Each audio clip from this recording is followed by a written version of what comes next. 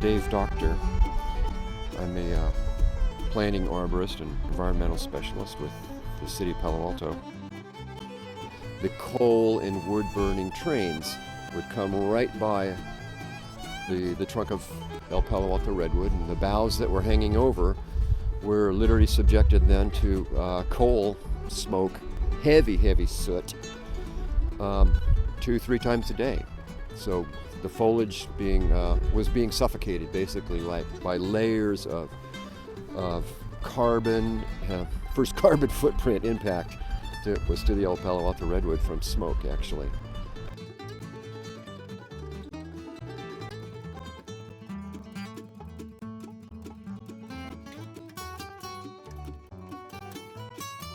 My name is Lucy Scott. I'm a park ranger at Muir Woods National Monument. Coastal Redwood trees are what we have here at Muir Woods, and the redwood trees here are very special because this is an old growth redwood forest, which means they've never been cut or logged. Coastal redwood trees are famous because they are the tallest trees in the world. So the tallest redwood is 379.1 feet, or about 115 meters. So they're much taller than any other tree.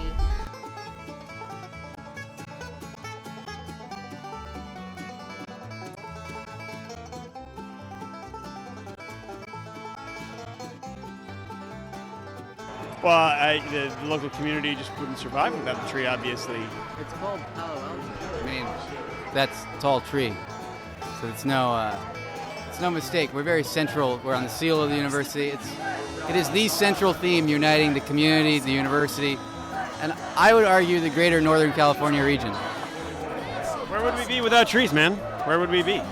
Breathless, shadeless, sad, paperless. Dead, probably.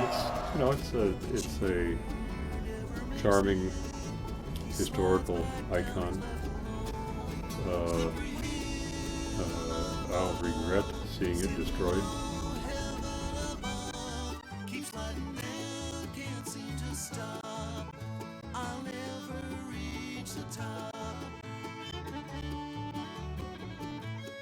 In the early 70s, one of the early tree managers here of Palo Alto Parks was a man named George Hood.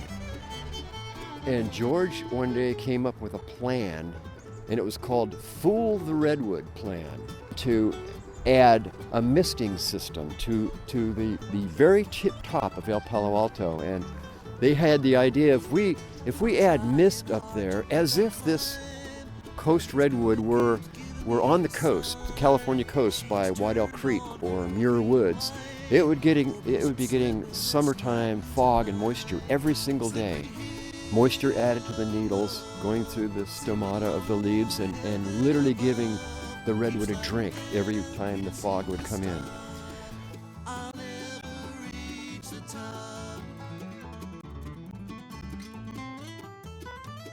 Switching everything around and seen through the eyes of the El Palo Alto Redwood, the centuries-old tree is probably looking down and saying, well, I have another project in my proximity.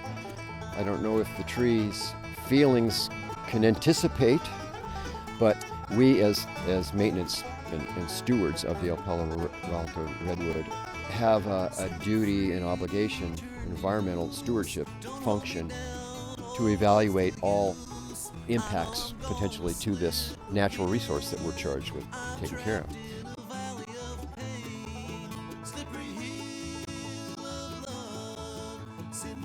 The city and all of the stewards that have ever taken care of this El Palo Alto Redwood, we are looking to the High-Speed Rail Authority to also be an environmentally conscious agency or entity that will respect and endeavor to protect and preserve this irreplaceable, significant natural resource.